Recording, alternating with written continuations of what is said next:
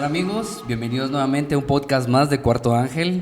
Le damos la bienvenida a cada uno de ustedes. Gracias porque siempre están aquí acompañándonos, están aprendiendo junto con nosotros, porque en realidad en cada uno de los episodios que tenemos nosotros aprendemos un montón. Totalmente. Pero hoy, amigos, yo creo que todos los días que doy la presentación, digo, el podcast de hoy va a estar bueno. Pero el de hoy, familia, se viene buenísimo. Así que hoy tenemos, por la gracia de Dios, por la bendición de Dios, un invitado especial con nosotros.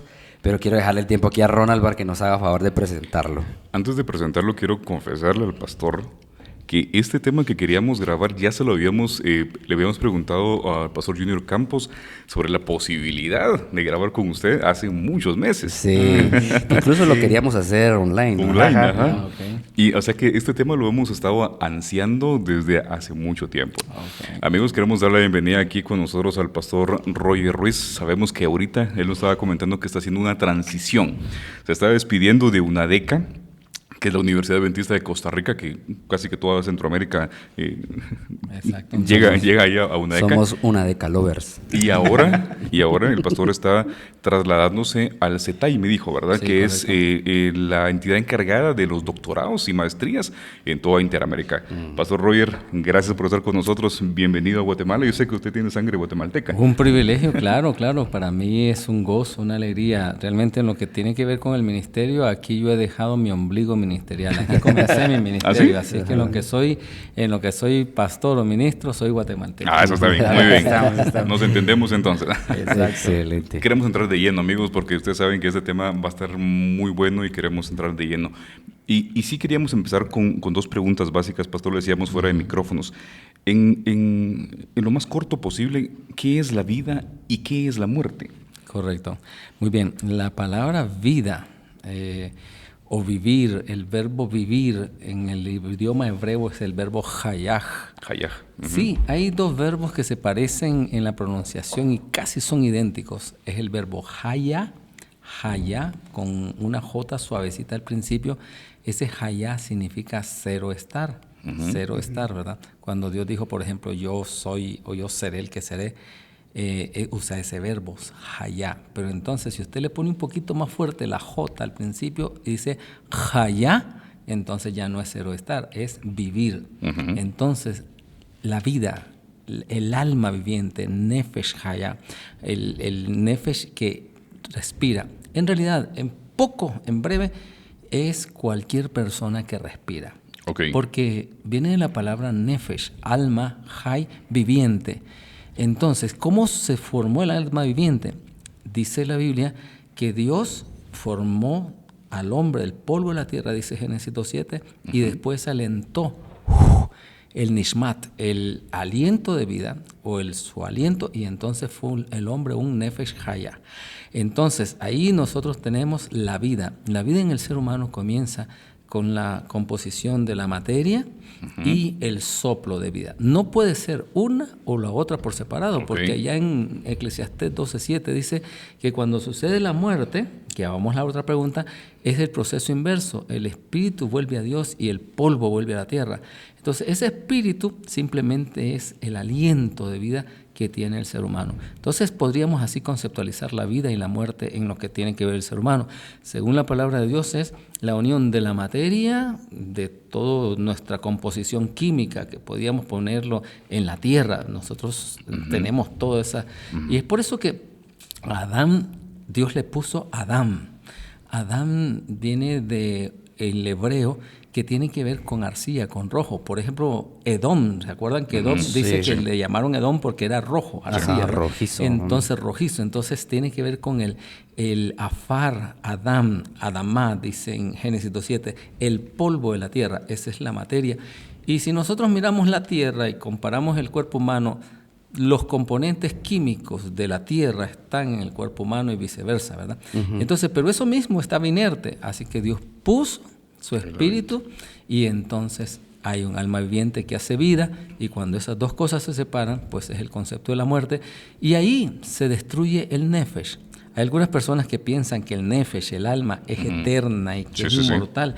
Sin embargo, la Biblia es bien clara que cuando se destruye eso, está el proceso de la muerte, ya no hay nada, ya no se habla, no se piensa, no se recompensa a nadie, simplemente va a un descanso. O sea que no hay un alma inmortal. Exacto. Entonces, No pastor, si la materia no subsiste, por así decirlo, ¿verdad? No, así en claro.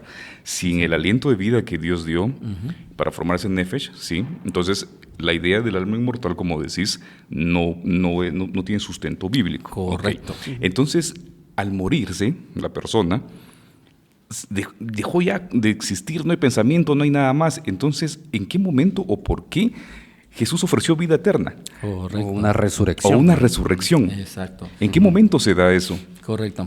Entonces, bueno, antes de eso, antes de decir que decir alma inmortal es una contraposición a la lingüística del idioma hebreo, porque la palabra nefesh, del cual se traduce, se puede traducir como alma, se puede traducir como vida, se puede traducir como persona.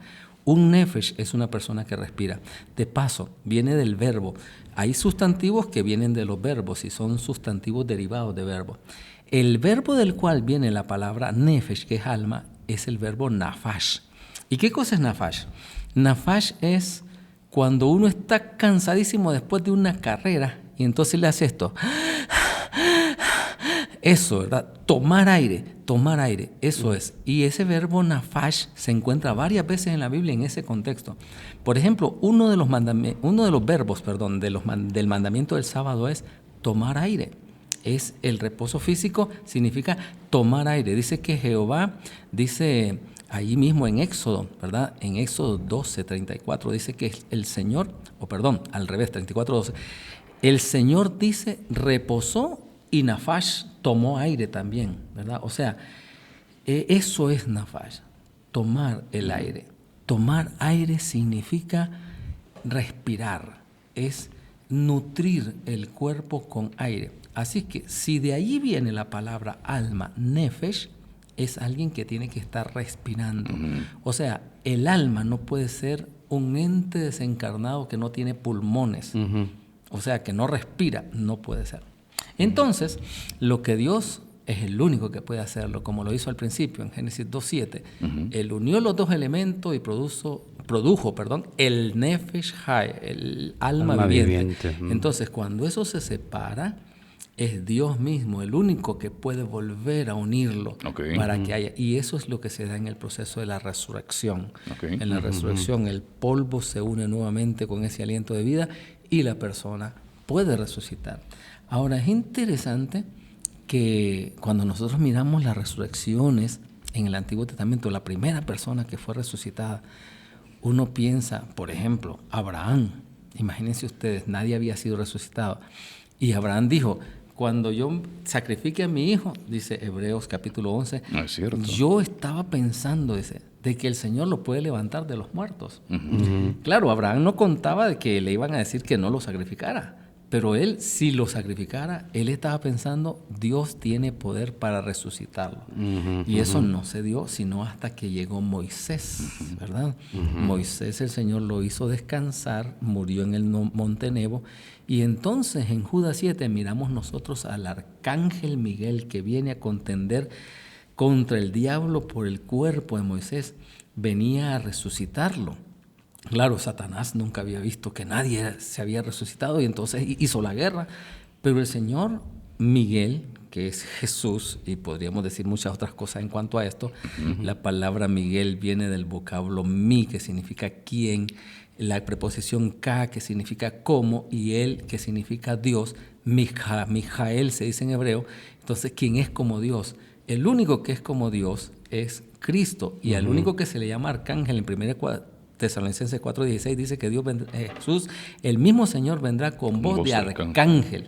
Así que el único que se le llama arcángel en la Biblia es Cristo, ¿verdad? Entonces Cristo es el arcángel Miguel o Miguel, ¿verdad?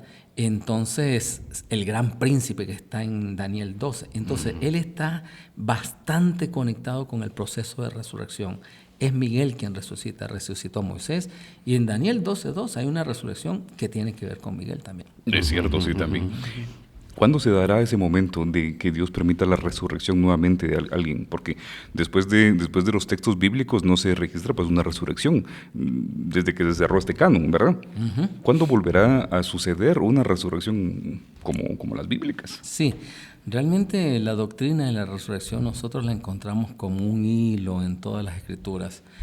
Pero quien más sistematiza o que lo pone como una doctrina, ¿verdad?, la resurrección es el apóstol Pablo. Okay.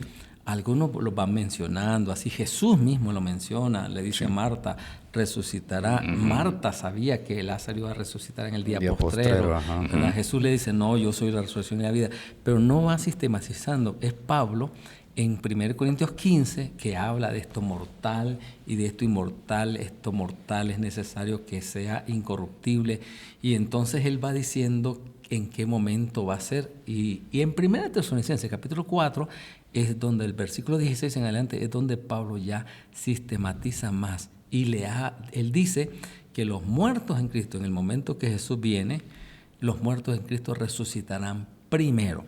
A eso se le llama en Apocalipsis 25 la primera resurrección. Okay. Y dice Apocalipsis 25, bienaventurado y santo el que tiene parte en la primera resurrección, ¿verdad? Entonces, esa primera resurrección es una resurrección que el apóstol Pablo en 1 Tesalonicenses 4 la pone en el momento en que Jesús ya está aquí. Jesús vino, pero está en el aire, está suspendido en el aire.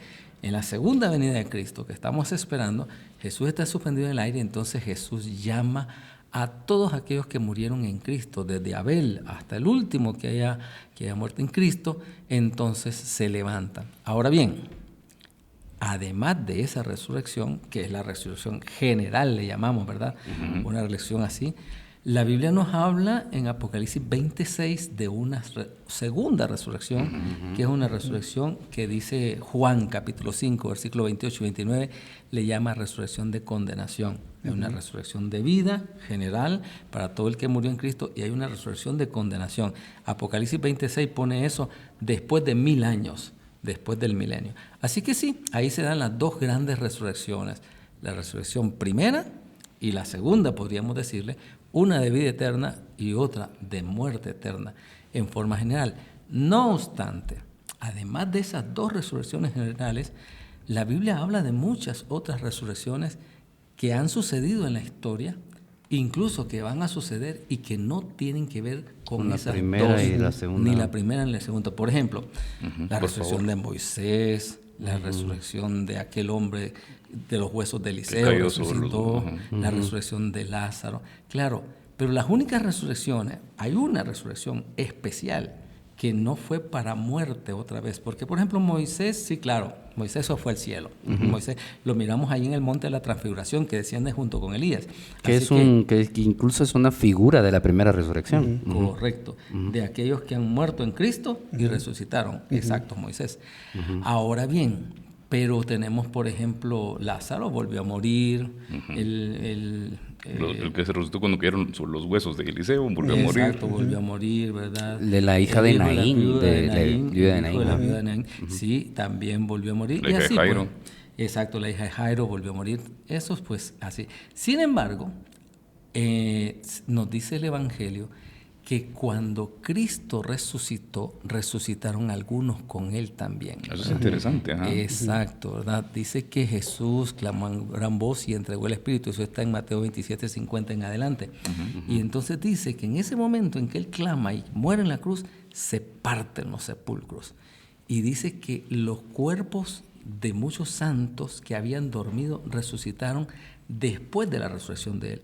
O sea, ese domingo en que Jesús resucita un grupo grande. No se saben cuántos, no se sabe la cantidad, pero dice que esos santos salieron de los sepulcros con Jesús y salieron y se encontraron en la ciudad con muchas personas. Entonces, esa es una resurrección que no es ni la primera ni la segunda general. Es podríamos decir, una resurrección especial. Y esos santos, ellos son llevados al cielo por Jesús y entonces allí se cumple lo que se habla en las fiestas del santuario, ¿verdad? Que eran las 7 fiestas, exacto. Entre ellas son las primicias, ¿verdad? 1 Corintios capítulo 15 nos habla un poquito en cuanto a eso. Dice que primero viene Cristo, las primicias y los que son de Cristo en su venida. Él da un orden ahí, ¿verdad? Pero también habla de que son primicias, ¿verdad? De los que durmieron. Así que, así como en la fiesta se cortaba una gavilla antes de presentar las primicias y se presentaba delante en el santuario, así Cristo tomó una muestra pequeña de todos los redimidos que iban a resucitar en la primera resurrección y los llevó al cielo. Y las presentó como primicias. Las presentó como primicias, exacto. Entonces tenemos ese tipo de resurrecciones que no están enmarcados ni en la primera ni en la segunda. Es una especial, digamos. Exacto, una resurrección Es especial. ahí donde podríamos, pastor, que tal vez encajar esos textos, porque usted lo acaba de explicar. Hay una resurrección primera y, por redundar, una segunda, ¿sí? Pero no ocurren en el mismo evento. No. ¿Sí? Eso quiere decir que los buenos no tienen contacto con los malos resucitados. ¿Cómo podríamos, en un mismo momento. ¿Cómo podríamos entender entonces, por ejemplo, el texto como de Apocalipsis 1.7 que dice que todo ojo le verá, hablando de la venida de Cristo, pero agrega el detalle tan interesante que dice, aún los que le traspasaron? Eso es interesante. Muy bien. Porque esos son malos. Exacto, ahí son malos. Ajá. Exacto. Bueno, Apocalipsis está hablando de lo que se está sucediendo en ese momento, ¿verdad? En el momento de la segunda venida de Cristo viene con las nubes, ¿verdad? He aquí que viene con las nubes, dice Apocalipsis 1.7. Sí. He aquí que viene con las nubes. Así que en el momento que Jesús viene con las nubes, todo ojo le verá.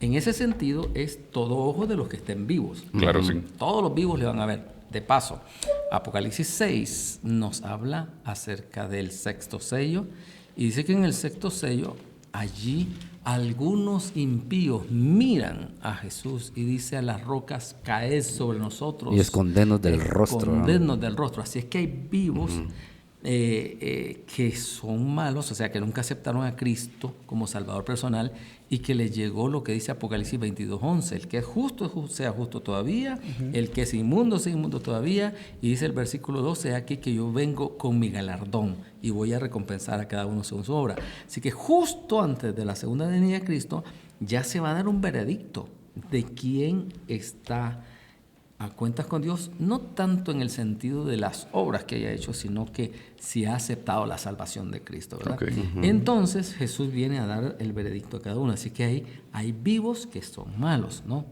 Y que entonces no van a soportar, porque dice 1 Corintios 15 que para poder ver la gloria de Dios, esto corruptible tiene que vestirse de incorrupción. O sea, los redimidos que estén vivos o los santos que estén vivos en el momento que Jesús viene, antes de poder ver a Jesús cara a cara, sus cuerpos serán transformados para tener la capacidad de estar delante de la gloria de Dios. Moisés mismo no tenía esa capacidad. Moisés le dijo, Señor, muéstrame tu gloria. Y le dice Dios, no, tú eres hombre. Y aunque número 12 dice que eres el hombre más manso de toda la tierra, el hombre más manso de toda la tierra no me puede ver al rostro porque se muere. No me verá hombre y vivirá. Entonces tienen que ser transformados. Ahora, volviendo a la pregunta, sí, todo ojo le verá, todo ojo le verá. Los buenos lo van a ver porque van a estar felices y van a ser transformados y podrán verle cara a cara. Los malos que estén vivos le van a ver, pero como no están transformados, entonces van a huir y van a huir de esa presencia, de esa gloria y finalmente la gloria los va a matar. Sin embargo, entonces ahí encontramos al final del versículo Apocalipsis 1:7 que también los que les traspasaron. ¿Cómo es posible que los que estuvieron en el juicio de Jesús van a estar vivos en ese momento? O sea, no estamos hablando de impíos que resucitan en la segunda resurrección. Que la Biblia habla que es después de 1000 años, ¿no? Después de 1000 años, exacto, después del milenio. Sino que ahora estamos hablando de personas que tienen que resucitar para ver a Jesús venir y que fueron parte del juicio de Jesús. Entonces nos vamos al Evangelio. Y en el Evangelio, cuando estamos hablando del juicio de Jesús, ¿verdad? Ellos le preguntan a Jesús, dice Mateo 26, ¿verdad? El versículo 63. Dice, mas Jesús callaba. Entonces el sumo sacerdote le dijo, te conjuro por el Dios viviente que nos digas si eres el Cristo, el Hijo de Dios.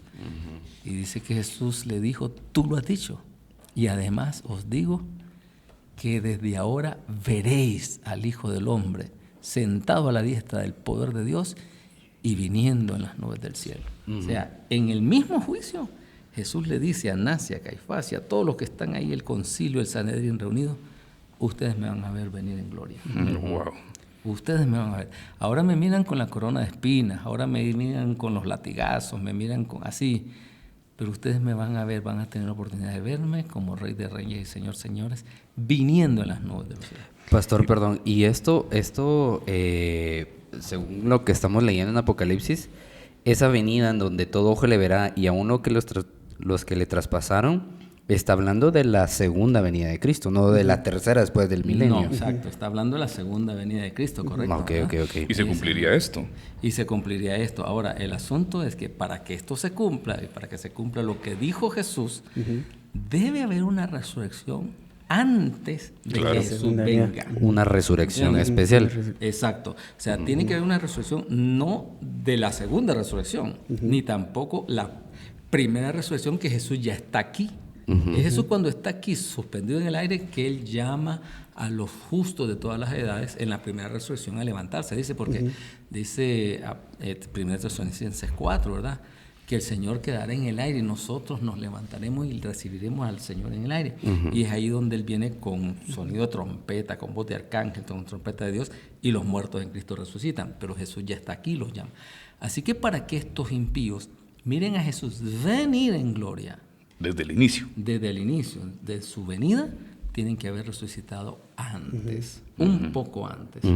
Y eso entonces nos lleva a otro tema. Y aquí lo dejamos, por favor. Entonces nos lleva a buscar y ver dónde en la Escritura nos habla de alguna resurrección así. Y nos lleva a Daniel capítulo 12. Entonces, Daniel capítulo 12, versículo 1, está sucediendo algo. En Daniel 12:1 nos está diciendo que dice que se levantará Miguel, el gran príncipe. ¿Se acuerdan de lo que estuvimos hablando de Miguel? Sí, Miguel. Vendría a ser Cristo. Es Cristo. Quien exacto. como Dios, ajá. El quien como Dios, exacto, el arcángel. Miguel, se levanta Miguel y Miguel está relacionado con resurrección. Ya lo vimos, ¿verdad?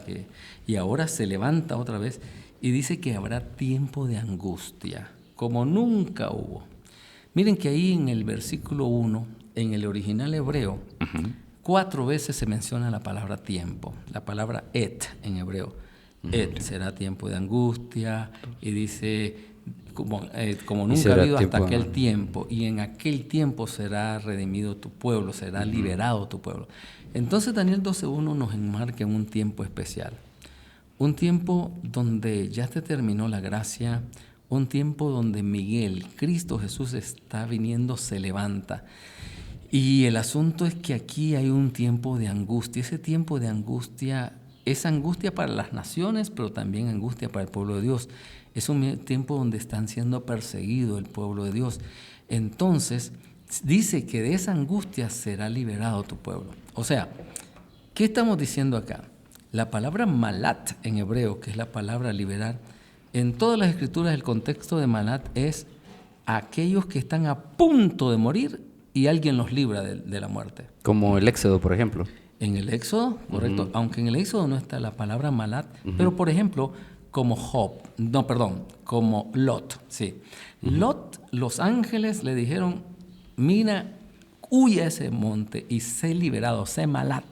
Estaba a punto de morir. Bueno, la esposa miró y ella sí pereció, pero lo libraron de la muerte. Por ejemplo, el verbo malat otra vez se encuentra cuando está David.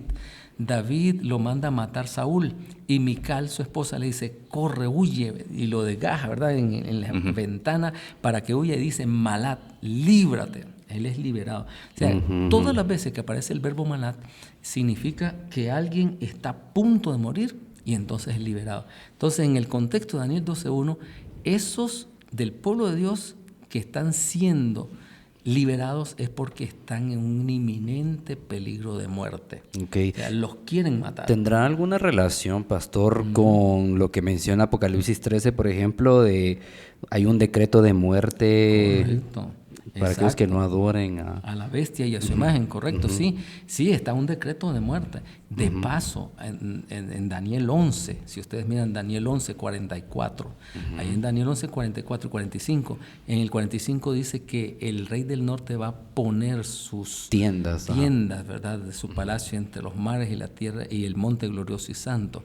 Pero antes dice que vendrán noticias, en el versículo 44, noticias del oriente y del norte, dice, y lo atemorizarán y saldrá con gran ira a matar y a destruir a muchos. Entonces, ahí está el momento de la persecución final y el decreto de muerte de Apocalipsis 13. O sea, Daniel 11, 44 se combina con Apocalipsis 13. Y entonces por eso que ese pueblo está siendo perseguido, está siendo ya casi aniquilado. Pero entonces dice al final del versículo 45, dice, y más llegará el rey del norte, llegará a su fin y no tendrá quien le ayude, ¿verdad? O sea, ahí está el malat, o sea, hay una... Ahí está el malat, correcto, la liberación, ¿verdad? Exacto. Entonces, Daniel 11, 44 y 45 están en el mismo marco temporal de Daniel 12. Daniel 12 solamente está describiendo. Ahora, cuando analizamos esto en hebreo, es interesantísimo en el idioma original. ¿Por qué? Porque hay unas combinaciones sintácticas interesantes. Son un tipo de oración que se repiten. En el versículo 1 hay 2, en el versículo 2 hay 1 y en el versículo 3 hay 1. Y la construcción va más o menos así. Tenemos una I, una conjunción I, ¿verdad? La I, ¿verdad? María y José, ¿verdad? I, esa I, que muestra consecución en la narración I. Después tenemos un elemento X, podríamos decir, ahora se lo voy a decir cuál, y después tenemos un verbo en futuro. A esa construcción sintáctica, en el hebreo es muy técnico el asunto, pero se lo voy a decir, le llamamos Vav X Yictol. Cuando nosotros encontramos ese Vav X Yictol, que hay una Vav, hay una I, hay un elemento en medio y después hay un verbo en futuro, entonces nosotros interpretamos en la sintaxis, el flujo de la sintaxis del hebreo bíblico, que esa cadena de tres oraciones con la misma estructura sintáctica están en un solo marco temporal.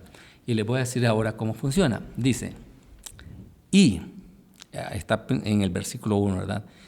Dice, y en aquel tiempo se levantará. Está y, hay una frase, y se levantará. Algo futuro. Ahí está en futuro. Después dice, y será tiempo de angustia. Y serán liberados todos los que estén escritos en el libro. Sí. Y todos los que estén en el libro serán liberados. Esa es otra parte. Y después el versículo 2 dice, y muchos de los que duermen en el polvo de la tierra serán despertados. ¿Verdad? Todo futuro, ¿verdad? Despertarán. Ahí está el futuro otra vez. Y después en el versículo 3 dice, y los entendidos resplandecerán. Entonces, están esas 4 oraciones. Cuando analizamos esto en el hebreo bíblico, nosotros nos damos cuenta que todas esas 4 oraciones que se llama técnicamente, ¿verdad? Vav, X, Yictol, que lo que significa es una conjunción, un elemento gramatical y después un verbo en futuro, todo eso desde el versículo 1 hasta el versículo 3 está en el mismo marco temporal. Y el marco temporal se define en el versículo 1, y será tiempo de angustia.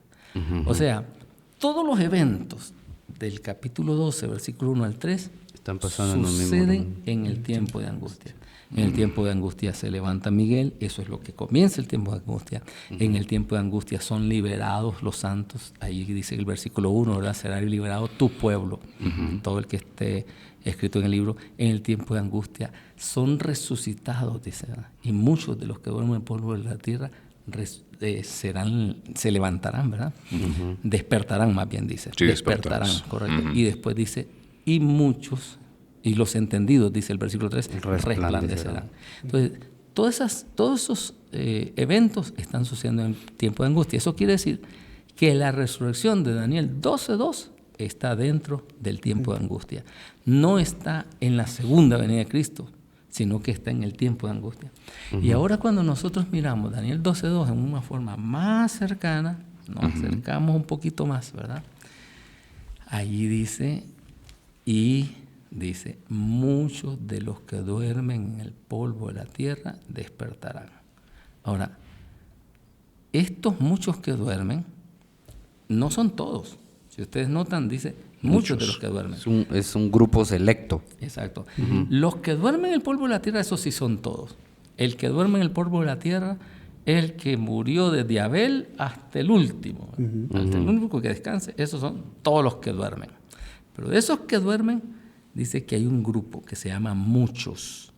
Y esos muchos son los que van a despertar. Ahora bien, cuando nosotros pensamos en eso, nos damos cuenta que en Daniel nosotros encontramos, Daniel 12:2, una frase en hebreo como comienza. Y la frase dice, y muchos de, ¿verdad? Eso es lo que dice, y muchos de. ¿Okay? Así Muchos comienza. de los que duermen. Exacto, y muchos de. Cuando nosotros buscamos en la Biblia, en el original hebreo, otra vez ese término, y muchos de, nosotros nos damos cuenta que hay algunos pasajes que comienzan con la frase, de esa misma forma, ¿verdad? En hebreo se dice berrabín me, eso, y muchos de es berrabín me. Entonces, cuando uno analiza eso, uno se da cuenta que hay otros pasajes. Por ejemplo, Esdras capítulo 8, versículo 12 dice, y muchos de los de entre el pueblo de la tierra se hacían judíos, porque el temor de los judíos había caído sobre ellos. La pregunta es, ¿todos se hacían judíos? No solo algunos. No, solo muchos. Y así comienza. Y muchos de, tanto Daniel 12:2 como Esther, 8. Como decir una parte de. Una parte de. Otro texto es Esdras, ¿verdad? En Esdras también se dice eso, ¿verdad? Y muchos de, dice Esdras 3:12, y muchos de los ancianos, de los levitas, dice, y de los jefes de las casas paternas, ancianos, de los sacerdotes, de los levitas y de los jefes de la casa paterna, que habían visto la casa primera, viendo echar los cimientos de esta casa, lloraban en alta voz, mientras muchos otros daban grandes gritos de alegría. Así que ahí había una división. Muchos lloraban, pero no todos lloraban. Y muchos daban gritos de alegría, no todos. Entonces, así debemos conceptualizar la resurrección de Daniel 12:2. Todos los que están durmiendo en el polvo de la tierra están durmiendo, son todos los muertos. De eso, un grupo se toma y esos van a despertar en el tiempo de angustia. Estamos hablando del tiempo de angustia, ¿verdad? Porque ya miramos que la forma sintáctica nos dice que es el mismo marco temporal en el tiempo de angustia. Pero después, Daniel 12:2 divide otra vez ese grupo que ya resucitó y lo divide en dos. Y dice, unos para vida eterna y otros para vergüenza y confusión perpetua. O sea, estamos hablando de una resurrección que tiene dos destinos, que es simultánea. O sea, aquí no tenemos tiempo entre uno y otro. O sea, resucitan en el tiempo de angustia este grupo de los muchos, ¿verdad? Resucitaron todos. Y esos de los muchos lo partimos otra vez en dos.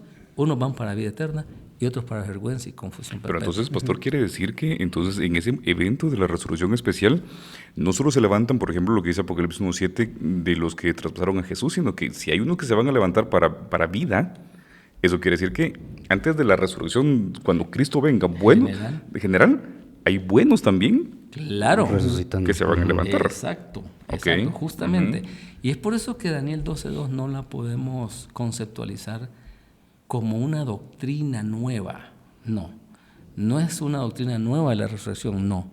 Es simplemente un evento profético que está profetizado y que se va a dar, que está dentro del marco de las resurrecciones, ¿verdad? Así como las primicias prefiguraba la resurrección de aquellos que se resucitaron con Jesús, era un evento profético, tipológico profético. Ellos resucitaron en su momento y ya. Así también la resurrección de Daniel 12:2 es un evento profético que muestra una resurrección especial. No es general, no es de las dos general, es algo especial, así como fue la de la muerte de Jesús y la resurrección de Cristo, y eso es junto especial. Ahora tenemos otra resurrección especial donde hay buenos y malos simultáneamente. Ahora, ya nosotros hablamos un poquito en cuanto a los malos. Sí, los que le traspasaron. Los que le traspasaron. Ahí están los que van a confusión, dice. Dice, se van a levantar para vergüenza y confusión perpetua. Ellos son. O sea que los que le traspasaron están resucitando en el tiempo de angustia. Correcto. Ahí. O sea, lo Sí. que dice Apocalipsis 1:7 es en el tiempo de angustia. En ¿Quieres el decir? tiempo. Y supongamos como en ese tiempo de angustia van a haber personas creyentes fieles que van a morir en ese tiempo. Aquí vamos. Bueno, en realidad, en el tiempo de angustia, realmente, ya cuando, digamos, porque el tiempo de angustia comienza, se ha terminado la gracia, ¿verdad? Nuestro Señor Jesús está en el santuario celestial intercediendo por nosotros. En el momento que se termina la gracia, según Apocalipsis 22:11, el que es justo sea justo todavía, ahí queda sellado. Y entonces Jesús se levanta del santuario celestial y ya viene. Él ya viene, ya ahí ya no hay oportunidad. Ahora, el hecho de que algunos mártires a través de la historia del cristianismo murieron incluso antes, era, por ejemplo, en las palabras de Tertuliano, uno de los padres de la iglesia, Tertuliano decía que la sangre de los mártires es semilla.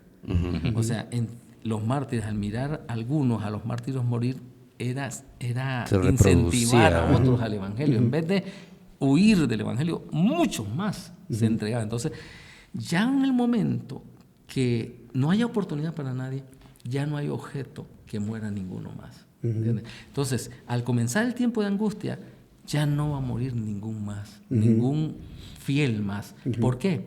Pues justamente por eso es que dice, será liberado tu pueblo, el verbo malat.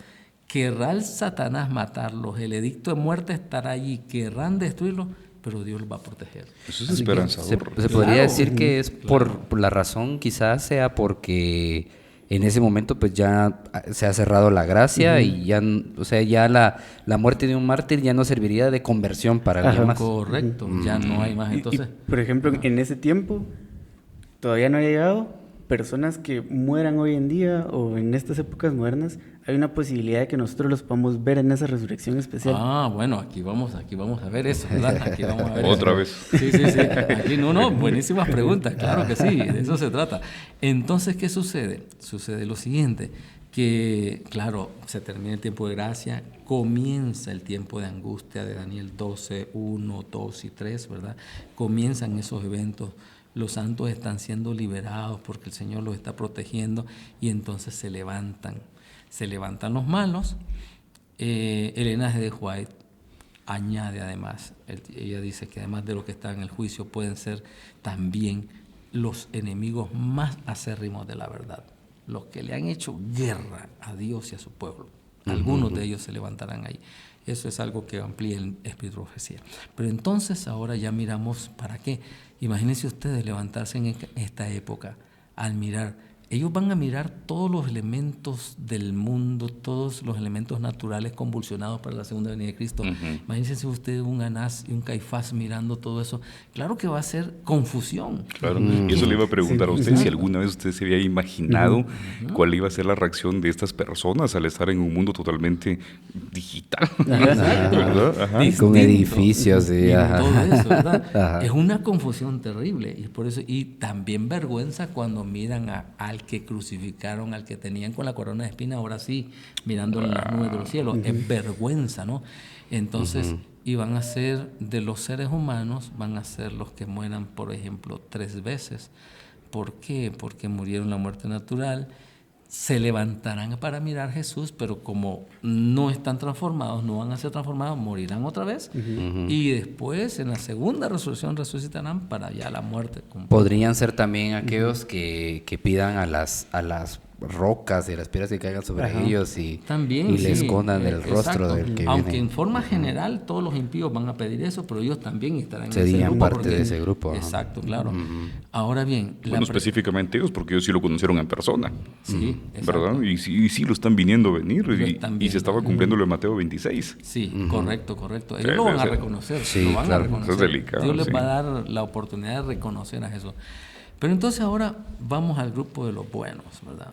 Este grupo que dice que resucitarán para vida eterna y que resucitarán en el marco del tiempo de angustia. No estamos hablando de la primera resurrección, o sea, no estamos hablando del tiempo en que Jesús ya esté acá abajo. sino que va a ser cuando Jesús apenas no ha comenzado a venir, está en el tiempo de angustia. Ok, la Biblia no nos da muchísima información en cuanto a esto. Quizás podríamos nosotros tomar algunas deducciones, quizás de ese texto de Mateo 27, cuando en esa resurrección especial que Jesús resucitó, ¿verdad? Es interesante algunos detalles. Por ejemplo, Jesús dice en la cruz, consumado es, y muere. En ese momento se rompen los sepulcros. Dice que se rompieron los sepulcros, Mateo 27, 50.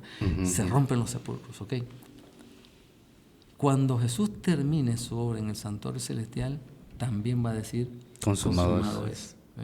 O sea, así al terminar su obra de redención de la raza humana, esos años de ministerio, 3 años y medio, dijo, consumado es, hubo una resurrección, tuvo que ver algo. Y ahora que diga, consumado es, también hay una resurrección de santos. Aquellos eran santos, estos van a ser santos también, los que tienen que ver con los santos, ¿no? Los que van para la vida eterna.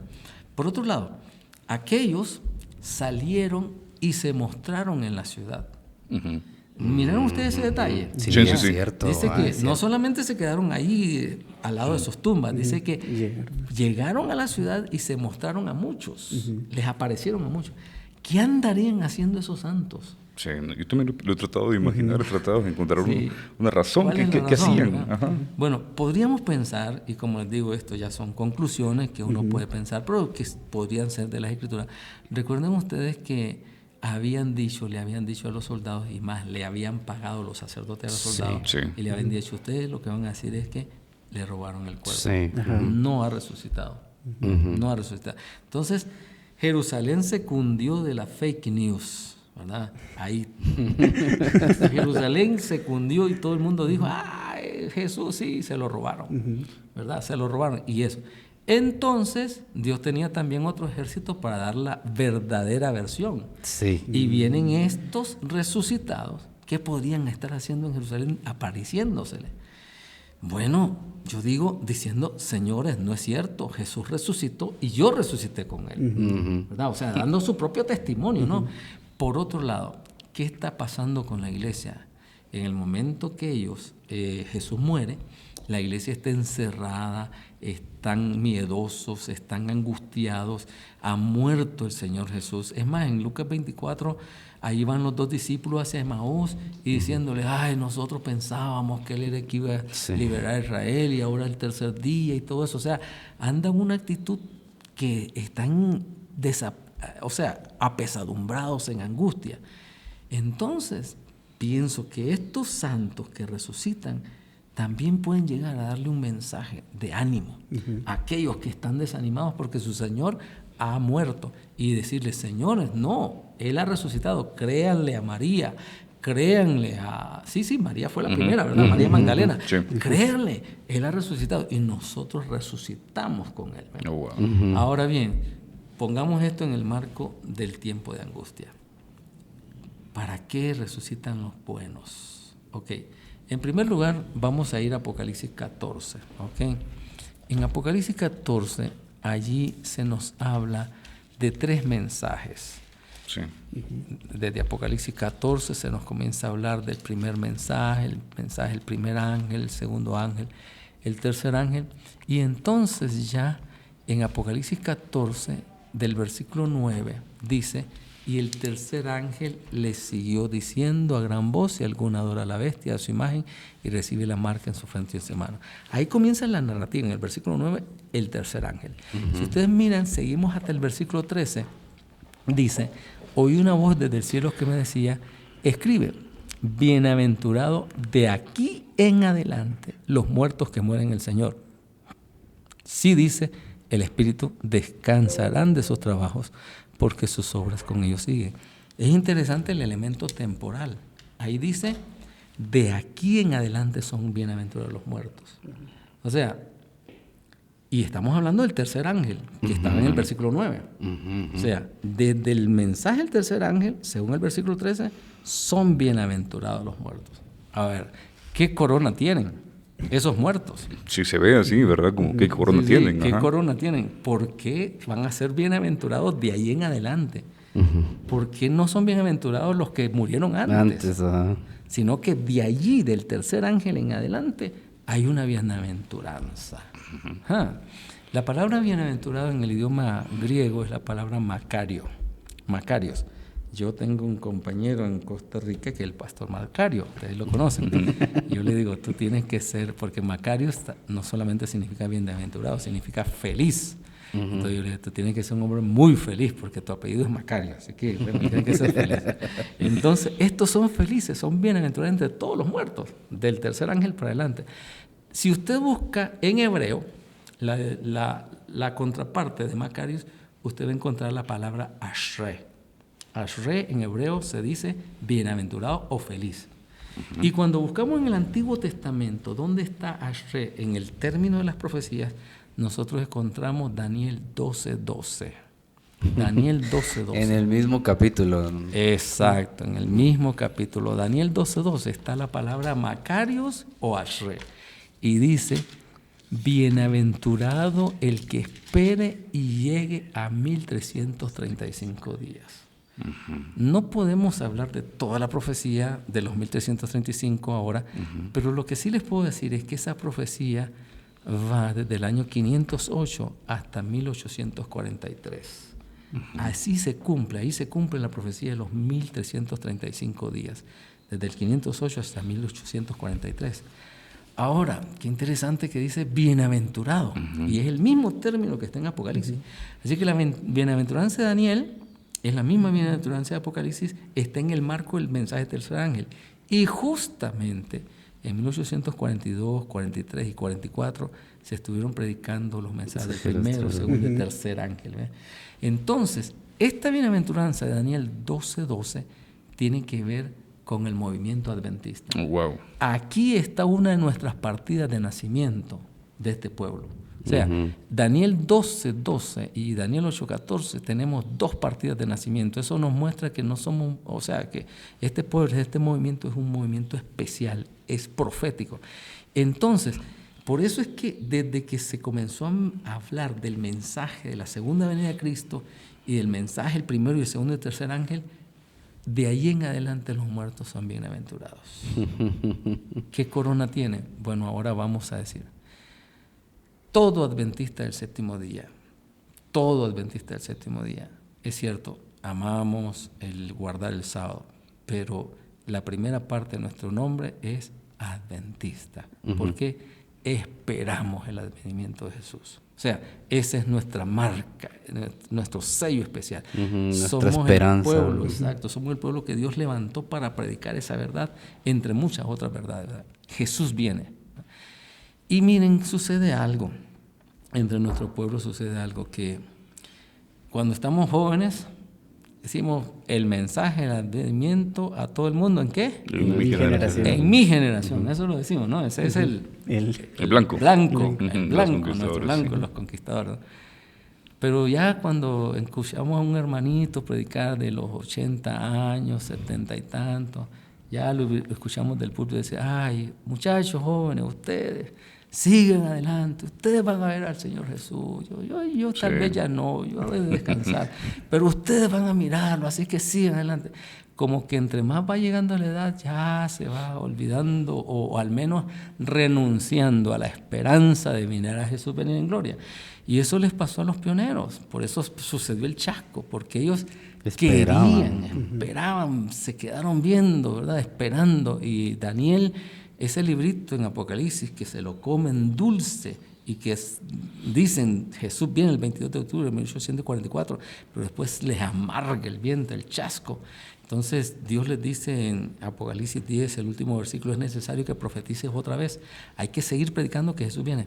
Entonces miren, todo adventista del séptimo día, cuando llega y descansa, de cierta forma, se quedó con las ganas de ver a Jesús venir. Totalmente, sí. Porque esa es la esperanza, mirarlo, o sea, todo el espectáculo, ¿no? O sea, mirar esa nubecita pequeña como la palma de una mano y de repente se va abriendo y se va abriendo y las miríadas y millones de ángeles y esas luces luminosas, esas trompetas que van a hacer, todo eso el evento más maravilloso y espectacular de toda la historia. Queremos verlo, por eso nos llamamos adventistas. Entonces, tal vez lo podríamos ilustrar de esta manera. Carlos Fish. Carlos Fish fue un pionero en nuestra iglesia. Y el pastor Fish, tremendo predicador. Él fue el primero que predicó sobre ha caído Babilonia. Pero un día el pastor Fish habló con los hermanos y les dijo, miren, fíjense que yo siento como que yo no voy a estar ya a la segunda venida de Cristo. Y él no se estaba esperando año 2000 o algo así, él estaba pensando en el 22 de octubre de 1844. Dice, presiento que yo no voy a llegar ahí. Sucedió que unos días antes del 22 de octubre de 1844 lo invitaron a él a un bautismo y le dijeron, pastor, vienen unos hermanos a bautizarse, venga, ayúdenos. Y el pastor Fish fue y bautizó un grupo. Se fue a su casa y entonces le dijeron, mire, llegó otro grupo. Estábamos apenas unos días y había que bautizarlos, claro, porque Jesús ya venía. Sí. Entonces fue al lago de Michigan, el lago Erie, en Michigan, lago Erie en Michigan. Eso es fríísimo. Octubre, eso es frío.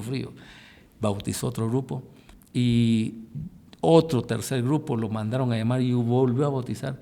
Le dio una pulmonía terrible y el hombre murió a solo unos días, cuestión de días, a la segunda venida de Cristo, según los mileritas, ¿verdad? Según el movimiento adventista. Pero cuando murió, le dijeron a la viuda y a 7 huérfanos que dejó, no se preocupen, si ya Jesús viene en unos días, el 22 de octubre, ya van a ver a su papá, no solamente se van a reunir con él, se van a ir al cielo con Jesús. Así es que yo creo que entre todos los que están esperando y con expectativa en la segunda venida de Cristo, ese 22 de octubre, la familia Fish, la madre y sus 7 hijos eran los que más que estaban con el corazón. Y yo creo que fueron uno de los que más lloraron cuando Jesús no vino. Uy, qué feo, sí, qué fuerte. Duro, ¿verdad? Jesús no vino.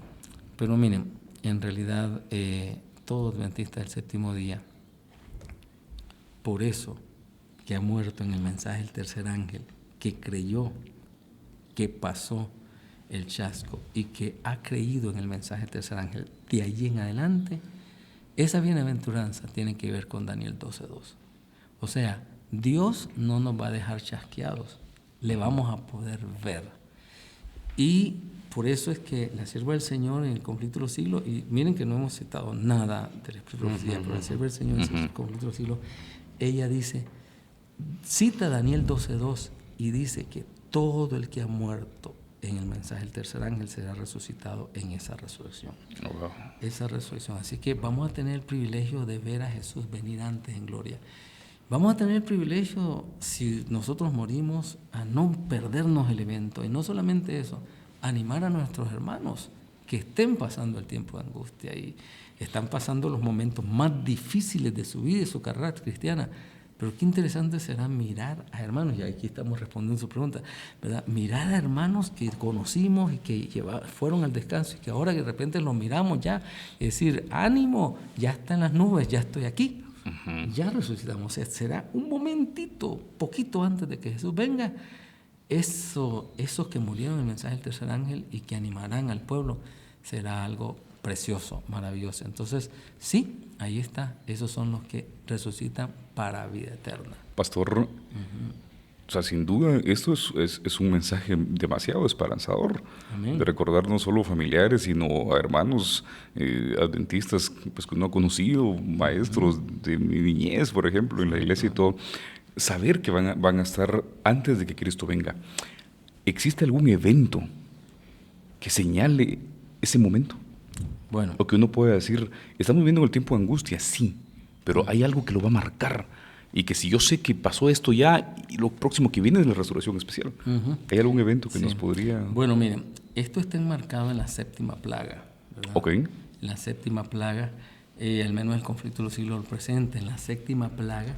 O sea que ese tiempo de angustia de Daniel 12 también podría ser, o sea, para los impíos las plagas, ¿no? Ese tiempo de angustia. Exacto, ahí son las plagas, ahí es donde se derraman las plagas. Entonces la séptima plaga, ahí entonces viene y es donde se da este evento. Ahora, no podemos irnos más allá realmente y llegar a una conjetura en cuestión de tiempo. Porque recuerda Claro. que la sierva del Señor nos dice que el último evento temporal que se dio es 1844. Dios no nos ha revelado más verdad después de 1844, porque si no se alargaría el mensaje y no haríamos un trabajo como Dios quiere que hagamos para preparar al pueblo.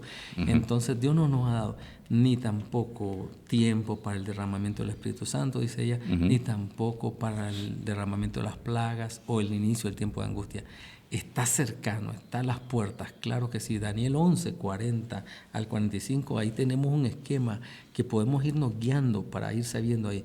Pero al menos sí, las plagas y la séptima plaga podríamos decir que podría ser lo que más enmarca el tiempo. No lo tenemos definido. una fecha específica, sino que podríamos considerar que cuando se estén dando estos eventos, podríamos nosotros quizás recordar que es un evento que se va a dar dentro de ese... Correcto. Ahora, cuando la sierva del Señor tiene una cita interesante y esa cita la sierva del Señor lo presenta y ella dice lo siguiente: vi una nube, eso está en Maranata, página 367, vi una nube resplandeciente que llegaba hasta donde estaba Jesús. Entonces Jesús se ubicó en la nube que lo llevó hacia el este, desde donde apareció primeramente a los santos que estaban sobre la tierra, la pequeña nube negra que era la señal del Hijo del Hombre. Mientras la nube pasaba del lugar santísimo al este, lo que requirió cierto número de días, la sinagoga de Satanás adoró a los pies de los santos. En otras palabras, la sierva del Señor no dice un tiempo. Algunos dicen que 7 días, otros dicen que... Ella siempre dice un cierto número de días. No podríamos decir que cuánto va a durar el Señor Jesús desde el lugar santísimo hasta el este y después a la tierra. Algunos pues han tenido unas conjeturas, 7 días o algo así.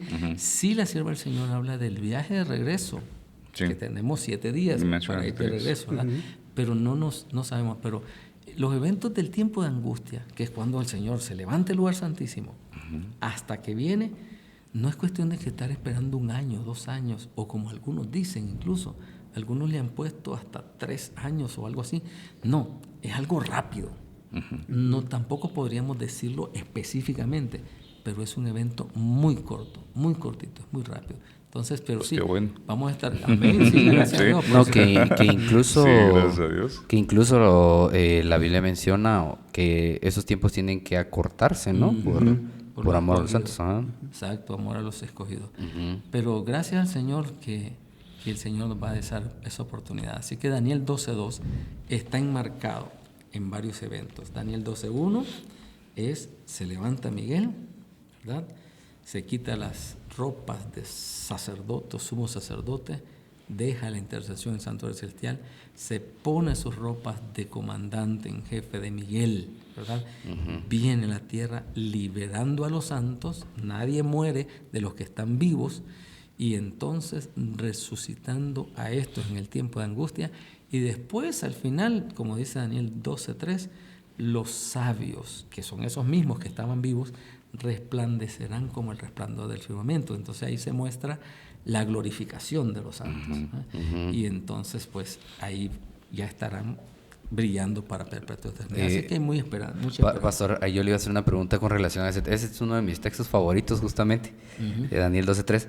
Pero si está hablando en el mismo contexto, porque el versículo dice que los entendidos resplandecerán como el firmamento, pero los que enseñan justicia a la multitud como estrellas a perpetua eternidad, dice. O sea que hay una distinción incluso en los resucitados. O sea, hay unos santos que resplandecen más que otros. Ok. Bueno, realmente cuando nosotros le hacemos un estudio a la gramática del hebreo, en realidad los resucitados no están incluidos en el versículo 3. Okay. Los del versículo 3 son los santos que fueron liberados de la persecución, ¿entiendes? Okay. Como vivos. Los vivos, exacto. Porque ellos son se les llaman los masquilim, así dice el hebreo, los sabios. Los sabios, dice, y los entendidos resplandecerán como el resplandor del firmamento. Entonces, ¿quiénes son estos masquilim? Los maquilín se mencionan en el capítulo 11, versículo 34, 35. Son los que están enseñando al pueblo. O sea, son los santos, los redimidos que están todavía vivos y enseñando a la multitud. Son los que entendieron el libro de Daniel. O sea, somos nosotros. Porque al mismo Daniel no entendió todo lo de su libro. O sea, déjame decirle que usted un día puede llegar allá al cielo y decirle a Daniel, ven, siéntate. Explícame esto. Yo te voy a explicar tu libro. Así le vamos a decir a Daniel. Yo te voy a explicar tu libro, mira. Porque mira, ahí está en Daniel 8:26. Él dice, yo estaba espantado de la visión y no la entendía. En Daniel 12:7, 8, en Daniel 12:8 dice, yo oí y no entendí. Y le dijeron a Daniel, oye, Daniel, pues cierra el libro, hombre, séllalo ya, no es para ti. Allá en el tiempo del fin, muchos correrán de aquí para allá, pero la ciencia se aumentará, ¿verdad? Eso es para el tiempo del fin. Así que nosotros estamos entendiendo hoy mejor el libro de Daniel que el propio Daniel. Y es por eso que se dice los que enseñan la justicia a la multitud. Entonces está hablando de los que están vivos, Daniel 12:3. Y por eso es que resplandecen. Es lo que va a pasar por último, es la transformación glorificación que dice 1 Corintios capítulo 15. Pastor, ¿habría alguna condición para ser parte de este grupo? Del grupo de los masquilín, de los entendidos. ¿Podríamos O de los resucitados, decimos. De las dos cosas, de los que van a ser libertados, ¿verdad? Ya en las últimas, que parece que es un patrón divino, ¿verdad? Sí. Que lo tiene. Los jóvenes en Babilonia entraron al horno y hasta ahí los liberó, ¿verdad?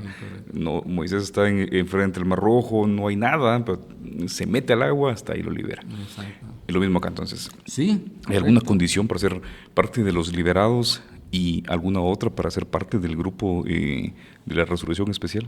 Sí. Bueno, la única condición es estar en este tiempo, aceptar a Cristo como Salvador personal y ser parte de este pueblo remanente. O sea, cuando Dios dice, salid de ella, pueblo mío, Babilonia, ¿verdad? Ese llamado, salid de ella, pueblo mío, Él está llamando a su pueblo. Es un privilegio de los que van a ser redimidos por el Señor en los últimos tiempos, desde que comenzó el mensaje del tercer ángel en adelante. Y este llamado pues es para todos, ¿verdad? Todos. Ahora, claro, otro asunto importante es que nosotros tengamos el interés de estudiar la palabra y que entendamos estas profecías, ¿verdad? Que las busquemos. Yo sé que no todos les encanta la profecía, pero si el que vive en el tiempo del fin no es por nada, pero es que tienen que buscar y entender la profecía porque es la fuente de esperanza. Dios ha dejado las cosas que se escribieron para nuestra enseñanza y es la fuente de nuestra esperanza y nuestro podríamos decir, el hálito de vida espiritual para el cristiano, ¿verdad? En el tiempo del fin. Así que sí, y sobre todo para nosotros como adventistas del séptimo día es parte de nuestra identidad. Sí, y como justamente lo estudiábamos en un tema con un amigo pastor la semana pasada, mencionaba ese texto de que sin profecía el pueblo se descarrila, se desenfrena. O sea, es totalmente importante estos temas proféticos para nuestra iglesia, nuestro pueblo. Sí. Y yo quisiera decirles unas ya casi finales palabras, es esto. A veces nosotros pensamos, algunos han llegado a decir, digamos, sí, que ahora todo es solo amor, amor, amor, amor y nada de profecía. Queremos profecía, no solo mensajitos ahí, amor, amor, amor, amor. Pero es que la profecía es amor. La profecía es amor. A Daniel se le dijo, tú eres muy amado. Tú eres muy apreciado en los ojos de Dios y por eso es que te estoy dando eso. Es más, Daniel hizo unas preguntas que ya no necesitaba hacer. Lo regañaron a Daniel. Le habían dicho en Daniel 12:4, sí. Mira, cierra las palabras, sella el libro. Y ahí en Daniel 12:8 dice, yo oí, no entendí y pregunté cuándo será el fin de estas cosas. Y en el 12:9 lo regaña. Dice, anda Daniel, ya te dijimos, estas palabras están cerradas y selladas hasta el tiempo del fin, ¿verdad? O sea, tranquilo Daniel, pero aún así le dan más información, ¿verdad? Así que Daniel fue muy amado porque él quería conocer más. Así que profecía es amor también, ¿verdad? Así como los mensajes de justificación por la fe, ¿verdad? La profecía es amor. El problema es el siguiente. El problema es cuando nosotros nos enmarcamos en solo las luchas horizontales de la profecía. Babilonia contra Medo-Persia contra Grecia, Grecia contra Roma, y esas cosas, y las fechas, y esto, eso.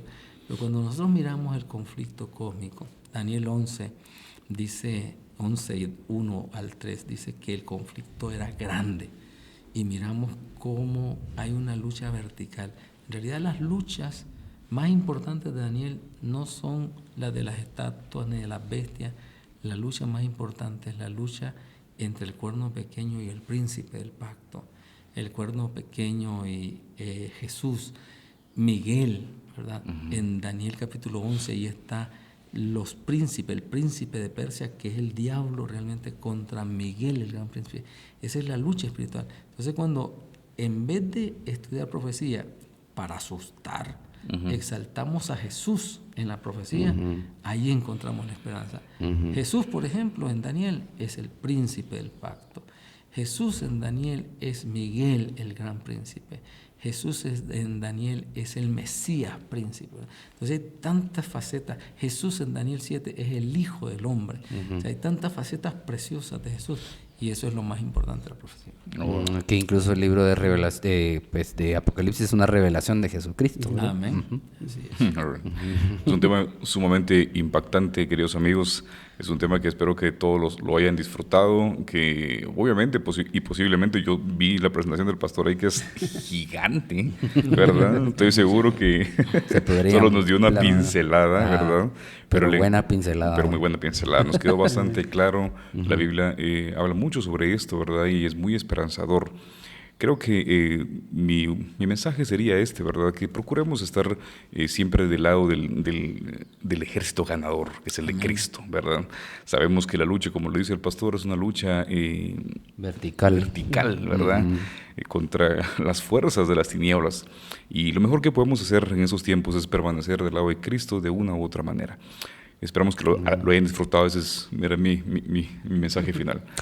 Sí, no, pues yo igual, estoy supremamente agradecido, pastor. Este es un tema que a mí, yo lo había escuchado. Angelito había tenido la oportunidad de estar en una década la vez que dio una de las presentaciones de este tema y me envió el link y me dijo escuchar. Y yo lo escuché ahí cuando lo vi en una década y quedé fascinado. O sea, para mí esto fue muy revelador comprender esto y escuchar esto. Porque yo sí quiero ser parte de ese pueblo. O sea, qué privilegio saber que si yo voy al descanso, tengo la oportunidad de poder resucitar y poder ver el fin, ¿no? Poder ver a Cristo venir en la nube de los cielos. Así que para aquellos que hayan perdido quizá algún ser querido, que haya muerto en la fe del mensaje de los 3 ángeles, hay esperanza. Amén. Hay total esperanza para que ellos estén ese momento, ese día, y podamos disfrutar junto con ellos la venida de Cristo. Sí, inclusive de mi parte la conclusión que tengo es, y realmente cuando yo la escuché allá en Costa Rica me venía lo mismo a la mente, es, bueno, yo creo que de aquí Ben Ronald conoce mi testimonio, ustedes no hemos tenido la oportunidad de hablar. Cuando mi papá, una semana antes de fallecer, justo en estos días cumple 10 años de haber fallecido, él no era adventista. Entonces en todo el proceso de su enfermedad lo ungieron, aceptó el mensaje. Y en esos días él vino, nos reunió como familia y fue Julia, mi mamá, Angelito. Yo tenía 15 años en ese entonces. Somos una familia, tenemos que orar por lo mismo. Amén. Y yo quiero orar para descansar. Porque si yo ya entendí el mensaje y si yo sigo vivo, no me voy a salvar. Amén. Wow, qué fuerte. Sabía. Qué fuerte. Ajá. O sea, a esto lo que a mí me llena de esperanza es, bueno, y también una gran responsabilidad porque todo lo que me toca hacer, claro, yo soy el que está vivo, es o sea, saber que voy a poder ver a mi papá inclusive. Un poco o sea, como que, o sea, que voy a poder ver al Señor disfrutarlo venir, con él, abrazado de mi papá. Entonces, motivarlos a que ánimo. Por dura que se vea la situación y que tal vez sentimos que no viene el Señor, así como decía el pastor, que el hermano de 80 años lo sigue predicando, pero o sea, el Señor está cerca. Amén. Lo creemos y vale la pena cada batalla que tengamos, cada oración que tengamos que hacer, cada estudio de la Biblia que tengamos, hagámosla porque realmente va a tener su fruto. Amén, así es. Así Pastor, es. sus últimas palabras. Sí. Del podcast, ¿verdad? Sí, Guillermo Miller. Sí, claro. Si no, va a estar en la resolución especial. Sí, Guillermo Miller, cuando le preguntaban después del chasco, ¿cuándo va a volver? Ahora, ¿qué fecha? Él dijo, no, hoy, hasta que venga.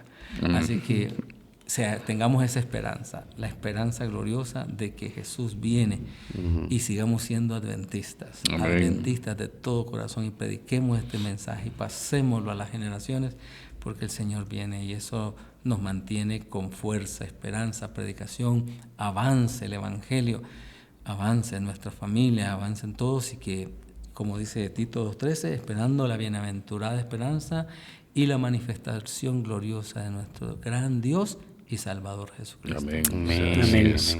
Amén. Gracias, Pastor. Agradecemos al Pastor Roger Ruiz por habernos acompañado y pues esperamos que, bueno, esos días está aquí en Guatemala, quizás nos lo vamos a secuestrar en otro ratito por ahí para otro tema. Y espero que sea de bendición para todos ustedes y de un mensaje esperanzador. Así que nos vemos en una próxima oportunidad. Chao. Hasta luego.